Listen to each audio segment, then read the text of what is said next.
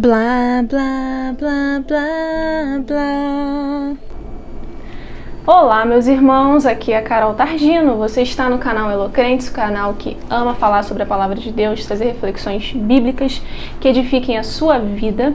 E para o vídeo de hoje, a gente vai falar um pouco sobre o fim dos tempos. Vamos falar um pouco sobre Apocalipse. Algumas pessoas têm questões a respeito desse livro, têm medo, porque é um livro cheio de simbologias. Mas hoje a gente vai tratar do final desse livro, de uma parte muito feliz para a Igreja do Senhor. Eu te convido a fazer essa reflexão junto comigo. Então pega aí a sua Bíblia, tá? E abra em Apocalipse 19. A gente vai ler do versículo 1 ao versículo 9. Eu estou lendo hoje na versão Nova Almeida atualizada e diz o seguinte: depois destas coisas, ouvi no céu que parecia ser a voz forte de uma grande multidão dizendo: Aleluia! A salvação, a glória e o poder são do nosso Deus. Porque verdadeiros e justos são os seus juízos, pois julgou a grande prostituta que corrompia a terra com a sua prostituição e das mãos dela vingou o sangue dos seus servos. E disseram pela segunda vez: Aleluia! E a sua fumaça sobe para todo sempre. Os 24 anciãos e os 4 seres viventes se prostraram e adoraram a Deus, que está sentado no trono, dizendo: Amém, Aleluia. E do trono saiu uma voz que dizia: Louvem o nosso Deus, todos vocês, os seus servos, todos que o temem, os pequenos e os grandes. Então ouviu que parecia ser a voz de uma grande multidão, uma voz como de muitas águas e de fortes trovões, dizendo: Aleluia! Pois reina o Senhor, nosso Deus, o Todo-Poderoso. Alegremo-nos, exultemos e demos-lhes a glória, porque chegou a hora das bodas do Cordeiro e a noiva dele já se preparou. A ela foi permitido vestir-se de linho finíssimo, resplandecente e puro, porque o linho finíssimo são os atos de justiça dos santos. Então o anjo me disse: Escreva, bem-aventurados aqueles que são chamados à ceia das bodas do Cordeiro, e acrescentou: São estas as verdadeiras palavras de Deus. Que texto maravilhoso! Eu fico muito empolgada quando eu leio essa parte de Apocalipse, porque, como eu disse anteriormente, o livro de Apocalipse ele é um livro cheio de simbologias, tem diversas interpretações para números que aparecem aqui, como o número da besta, e outras simbologias referentes a personagens históricos que às vezes nos afastam da leitura desse livro. Então, quando eu era criança, eu tinha medo de Apocalipse, porque até chegar aqui, no capítulo 18, é só destruição, é a queda da Babilônia, é um monte de ai de você, grande cidade. Mas no capítulo 19, começam os refrescos, como o pessoal aqui do Rio diz, começam os refrescos. Então, aqui há, de fato, um regozijo pela queda do mal, pela derrota do mal. Então, a partir desse trecho aqui, a gente vê a Igreja do Senhor se alegrando, festejando, porque, de fato, os reinos do mundo vieram a ser do nosso Senhor Jesus Cristo. Então, acompanha comigo algumas reflexões. No versículo 1, a gente vai ver a expressão aleluia, que parece até interjeição de crente, Às vezes a gente está lá orando, aí vem aleluia. Às vezes o pastor fala alguma coisa na mensagem, alguém vai lá e diz aleluia. E às vezes nós falamos aleluia sem muita reflexão sobre o termo. Aleluia significa louvem a Deus. E na Bíblia vai aparecer muito no livro de Salmos, e no Novo Testamento só aparece aqui em Apocalipse. E há um contraponto entre os ais do capítulo anterior. Se você for ler o capítulo anterior, a gente vai ver que João vai escrever: ai de você, grande cidade, ai de você que estava vestido de linho finíssimo, de púrpura. Então aqui há um paralelo entre ai, no momento da destruição, da queda do mal, e no capítulo seguinte aqui há uma alegria, aleluia, louvem a Deus por tudo que Ele tem feito. E aí a gente vai observar no versículo 2 o porquê de louvar a Deus. Porque verdadeiros e justos são os seus juízos, pois julgou a grande prostituta que corrompia a terra com a sua prostituição. A grande prostituta aqui, ela não é uma mulher nominal. Eu imagino que você possa aí ter em mente, não vou citar nome de ninguém, que eu não quero ser processada, mas você pode ter em mente aí, talvez, mulheres que aparentam ser perversas, algumas cantoras, enfim, eu não vou citar nome de ninguém, Mas a Bíblia não está falando de uma mulher específica. A grande prostituta aqui, aquela da Babilônia, se refere à falsa religião. Então, são aqueles ensinos que enganam o povo, inclusive já até falei sobre isso aqui nesse canal, sobre como a religião evangélica ela tem se deturpado ao longo dos anos e há uma necessidade muito latente de reforma, porque cada vez menos tem se usado a exposição bíblica nas igrejas e a gente vê muito mais coach, palavras voltadas para o homem, não necessariamente para a pregação do evangelho. Então essa grande prostituta aqui, ela não é uma mulher, ela não é uma pervertida, ela não é nenhuma cantora que você conheça, ela é a falsa religião, tá? E seguindo, né, aleluia, e a sua fumaça sobre para todo sempre. Versículo 4, os 24 anciãos e os 4 seres viventes se prostraram e adoraram a Deus, dizendo, amém, aleluia. E aqui os 24 anciãos, há muita interpretação sobre quem seriam, né? São as 12 tribos de Israel, tem a ver com os patriarcas, tem a ver com os discípulos, mas eles representam a igreja do Senhor. E os 4 seres viventes representam os seres celestiais. Então aqui a gente vai ver uma combinação de homens remidos, sua igreja, eu e você, e os seres celestiais, os anjos, adorando, porque o bem venceu o mal. E continuando, né, versículo 5, e do trono saiu uma voz que dizia, louvem o nosso Deus, todos vocês, todos os que o temem, os pequenos e grandes. E nesse momento a gente vai perceber que esse louvor se dá porque agora sim o reino do Senhor está estabelecido. É claro que para a igreja do Senhor, você que está me assistindo, o reino de Deus ele já está aqui. Mas há muita zombaria por aí, né? Daqui a pouco vai chegar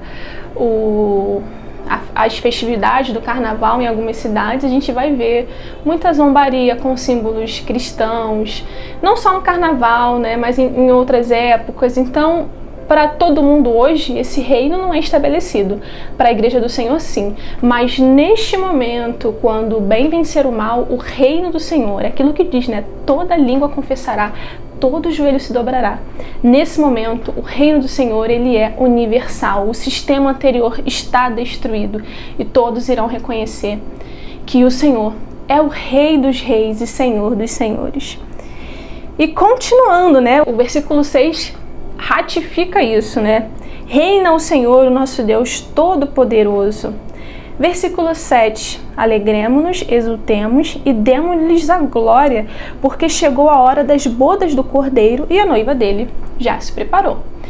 E aqui a gente observa que na minha versão, já se preparou, está no passado, pretérito perfeito, ação concluída, acabada. Então a igreja do Senhor, ela não está se preparando, né? A gente já tem que estar preparado para essa volta. Nós não sabemos nem o dia, nem a hora. Então, todo dia, todo momento é momento. Pode ser que eu esteja gravando esse vídeo e nem consiga terminar de digitar porque o Senhor voltou. E talvez não tenha voltado para arrebatar a sua igreja. Ele pode ter voltado para mim. Pode chamar minha senha hoje. E aí? Estou preparado? Estou preparada? A igreja do Senhor está sempre preparada. Como aquela passagem lá em Mateus sobre a parábola das 10 virgens. Havia 5 prudentes e 5 insensatas. E as prudentes conseguiram entrar na festa do casamento e as insensatas não. E a noiva do Senhor, a noiva do Cordeiro, já que Jesus usa muito essa analogia do casamento, o seu primeiro milagre foi num casamento. Esse casamento, a noiva sempre está esperando pelo noivo, ela não está se preparando, ela já está pronta para entrar nas bodas do Cordeiro. E fica essa reflexão pra gente, será que estamos prontos? Principalmente se a gente for pensar em pessoas mais jovens. Poxa, será que vale a pena perder toda a minha juventude? Vou deixar para me arrepender, para procurar esse Cristo quando eu estiver lá com meus 50, 60 anos, quando meu corpo estiver caído, quando os prazeres desse mundo já não atiçarem mais os meus olhos, quando o pelo do meu corpo não se arrepiar mais. Será que você vai ter esse tempo todo para pensar e se arrepender? Então o tempo é hoje, o tempo é agora. O tempo de Deus é o tempo presente. Então a gente só tem o agora, esse instante, este segundo, para adorá-lo, para servi-lo, para entregar todo o nosso coração. E a noiva dele está sempre pronta. E no versículo 8, caminhando já para o final dessa reflexão, a ela foi permitido vestir-se de linho finíssimo, resplandecente e puro. Lá no capítulo 19, versículo 16, a gente vai ver que a grande prostituta, ela se veste com púrpura escarlate, enfeitada com ouro, pedras preciosas. É a ostentação, né? Se a gente fosse falar assim. E a igreja do Senhor aqui no capítulo 19 é bem mais simples, né? Linho finíssimo e resplandecente e puro, né? E esse linho finíssimo são os atos de justiça dos santos. Nós sabemos que obra nenhuma nos salva, né? Nós não somos salvos pelas nossas obras, mas somos salvos para as boas obras. As obras, elas evidenciam isso.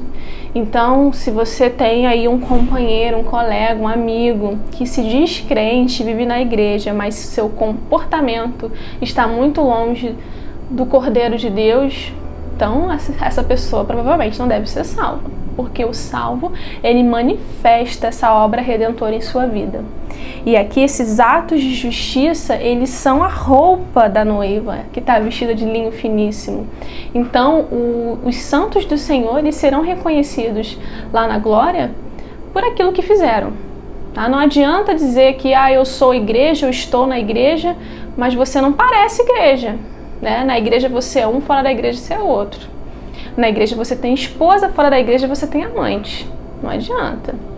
Na igreja eu pareço uma pessoa que respeita os pais e fora da igreja eu não obedeço meu pai e minha mãe. Você não é igreja. Você não está sendo essa igreja que está vestida com atos de justiça. Atos de justiça são os atos de obediência ao Senhor. É óbvio que o pecado, ele sempre vai ser uma luta constante em nossa vida, porque o nosso corpo, ele é um corpo caído. Somente quando Jesus voltar, nosso corpo, ele vai ser glorificado, nosso corpo, ele vai ser transformado, por assim dizer.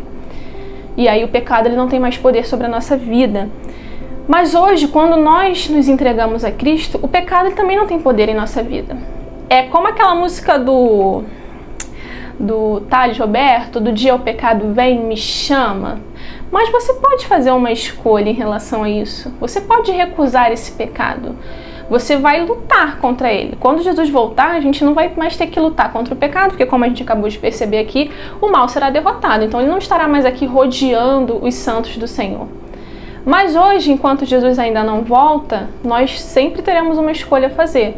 Satisfazer os nossos desejos e praticar esses atos de justiça, ou não, nos entregarmos aos nossos desejos. Então, reflita sobre isso. Se você é igreja, você não é dominado pelos seus desejos. Não tem essa de, sou salvo pela graça, vou ficar pecando, porque quanto mais eu peco, mais graça sobre mim Deus manifesta. Não, isso é discurso de gente safada, tá? A igreja do Senhor produz atos de justiça, a igreja do Senhor produz obras que refletem essa obra redentora de Cristo lá na cruz sobre nós. Caminhando para o versículo 9, fechando essa reflexão, então anjo me disse, escreva, bem-aventurados aqueles que são chamados à ceia das bodas do Cordeiro.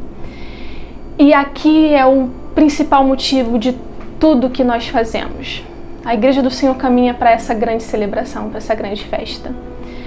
Hoje em dia, né, no próprio contexto de igreja, há dois momentos que eu gosto muito quando acontece na minha igreja. Todo mês, a ceia do Senhor, eu adoro participar da ceia do Senhor, que eu me lembro do sacrifício, que a ceia do Senhor é um memorial. E outro momento que eu gosto muito de participar na minha igreja é quando tem batismo. Eu sempre choro em qualquer batismo. A pessoa pode ser próxima a mim, eu posso não conhecer muito bem a pessoa, eu vou chorar igual, porque aquele momento ali a gente vê que a pessoa faz uma confissão pública de fé. Mas existe uma festa ainda muito maior, né? Quando uma pessoa se batiza ou aceita Jesus, nós sempre falamos, há uma festa no céu. Mas a sua igreja, ela caminha para essa festa aqui, as bodas do Cordeiro. Nós queremos caminhar para essa festa. Nada importa nessa terra, nada tem tanto valor quanto ser convidado para as ceias das bodas do Cordeiro. É lá que eu quero estar pronta como uma noiva, se entregando para o seu noivo. E você que está me assistindo também precisa desejar isso. Se nada satisfaz você nessa terra, né? Se você já chegou num ponto de que, eu conquistei isso, mas ainda me falta alguma coisa, talvez esteja te faltando esse convite aqui para a boda do Cordeiro. E esse convite, ele está aberto, ele está ainda à disposição, porque Jesus ainda não voltou. Então, que você possa refletir, ser alcançado e ansiar essa festa, ansiar esse convite, e que você possa cear com o Cordeiro de Deus. Bom, essa é a reflexão. Se você curtiu, gostou desse conteúdo, deixa aí um joinha, compartilha com alguém que você acha que vai edificar. Compartilha com aquele seu amigo que está meio desviado, meio Raimundo, metade na igreja, metade no mundo. Ainda há tempo de se consertar e de fato ser a igreja vestida de linho puríssimo e se encontrar com o Senhor nas bodas do Cordeiro. Um abraço, fique com Deus.